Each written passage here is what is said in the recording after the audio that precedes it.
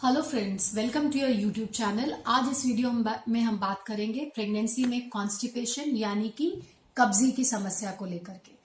तकरीबन 3 out of 4 females यानी कि 4 में से अगर 3 औरतों को अपनी प्रेगनेंसी के दौरान कभी ना कभी इस प्रॉब्लम का सामना करना पड़ता है। जब अपने डॉक्टर से कंसल्ट करते हैं और बोलते हैं कि उनका पेट ठीक से साफ नहीं हो रहा है, उनको कॉन्स्टिपेशन या कब्जी है।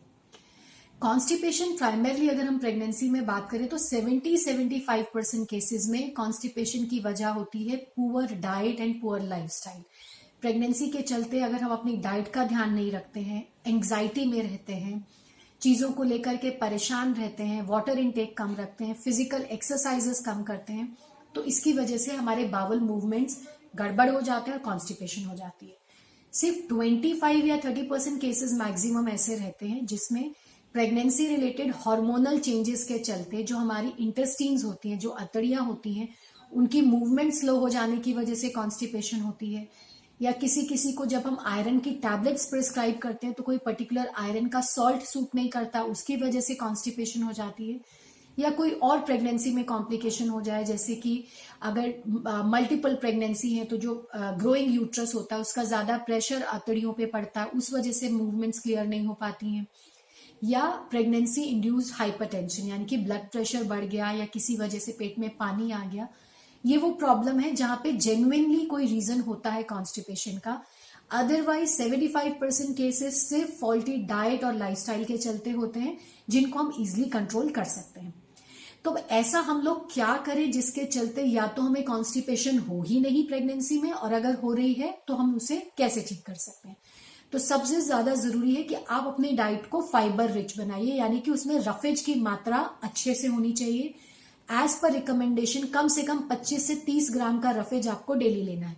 तो इसके लिए आपको क्या करना है कि आप अगर आटा इस्तेमाल करते हैं तो वो चोकर वाला होना चाहिए, उसमें व्हीट ब्रान एडेड होना चाहिए। दालें अगर आप खा रहे हैं तो वो छिलके के साथ में खाइए, क्योंकि उसमें रफेज ज्यादा होता है। जूस पीने की बजाय आप रॉ फ्रूट्स को खाइए, क्योंकि फ्रूट्स में जब हम इस्तेमाल करते हैं तो न्यूट्रिशन के साथ साथ में हमें रफेज भी मिलता है। सैलेड जरूर खाइए और अपनी डाइट के पोर्शंस को स्मॉल करिए और फ्रिक्वेंटली खाइए, ताकि पेट पे एक साथ में लोड नहीं पड़े और वो खाना धीरे धीरे पचाए। जहां तक हो सके आप प्रोसेस्ड फूड वो होता है कि जो नेचुरल फॉर्म से दूर होता है। बेसन हो गया, मैदा हो गया, ब्रेड हो गया, या 5 घंटे 7 घंटे से ज्यादा बना हुआ खाना हो गया, ओवर कुक्ड फूड हो गया, तो इसमें रफेज की मात्रा कम होती है, तो हमें उस खाने का इस्तेमाल नहीं करना है। और सैलेड्स, ग्रीन लीफी वेजिटेबल्स, जो फ्रूट्स हैं जैसे कि पपीता हो गया, इनमें रफेज की मात्रा अच्छी होती है, आप इनका रेगुलर इस्तेमाल करिए। वाटर इनटेक कम से कम 10 से 12 गिलास पानी आपको डेली पीना है। और अगर आप रेगुलर एक्सरसाइज में हैं या आपको स्वेटिंग अगर ज्यादा होती है या आप ऐसी जगह में रहते हैं जहां पे गर्मी ज्यादा है, तो आप पानी की मात्रा को बढ़ा भी सकते हैं, लेकिन कम से कम 10 से 12 गिलास पानी जरूर पीना है। रेगुलर एक्सरसाइजेस करिए। प्रेगनेंसी में लोग बेड रेस्ट करते हैं, ये सोचते हैं कि प्रेगनेंसी में एक्सरसाइजेस करने से मिसकैरेज हो जाएगा या कुछ और प्रॉब्लम हो जाएगी। ऐसा नहीं है, प्रेगनेंसी कोई बीमारी नहीं है। इनफैक्ट अगर आप रेगुलर एक्सरसाइजेस करते हैं तो बहुत सारी प्रॉब्लम से बच सकते हैं। और कॉन्स्टिपेशन में भी अगर आप डेली वॉकिंग करते हैं, स्टेयरकेस चढ़ते हैं और कुछ खास योगा होते हैं जैसे ताड़ासन हो गया या वज्रासन हो गया, इसका अगर आप रेगुलरली अपने लाइफ स्टाइल में इसको ऐड करते हैं तो कॉन्स्टिपेशन की समस्या से बचा जा सकता है। फिर भी कभी ये सब करने के बाद भी अगर आपको कॉन्स्टिपेशन हो रहा है तो कुछ ओवर द काउंटर यानी कि वो मेडिसिन जो इजिली अवेलेबल होती है और जिनका प्रेगनेंसी में कुछ नुकसान नहीं होता है, वो आप इस्तेमाल कर सकते हैं। और इंडिया में जो मोस्ट कॉमन है वो आप इसबगोल का छिलका वो इस्तेमाल कर सकते हैं, या प्रून्स के जूसेस भी पी सकते हैं, उसका इस्तेमाल करने से भी पेट साफ होता है। या जो आपके अजवाइन का पानी पीने से भी कॉन्स्टिपेशन ठीक हो सकती है। ये तो है जो होम रेमेडीज जिसके चलते या लाइफस्टाइल चेंजेस आप कॉन्स्टिपेशन की समस्या को अवॉइड कर सकते हैं।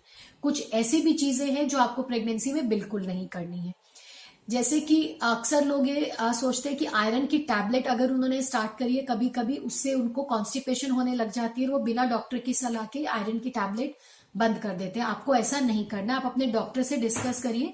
आपका डॉक्टर आयरन के सॉल्ट को चेंज कर सकता है, उससे आपकी कॉन्स्टिपेशन की समस्या रिलीव हो सकती है, या फिर हो सकता है आपको इंजेक्टेबल आयरन पे डालें।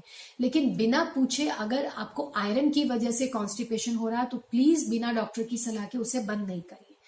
ऐसे ही कई बार बिना डॉक्टर की सलाह के कुछ लेग्जेटिव सिरप या पिल्स लेना स्टार्ट कर देते हैं पेट साफ करने के लिए, कुछ चूरन का इस्तेमाल करते हैं।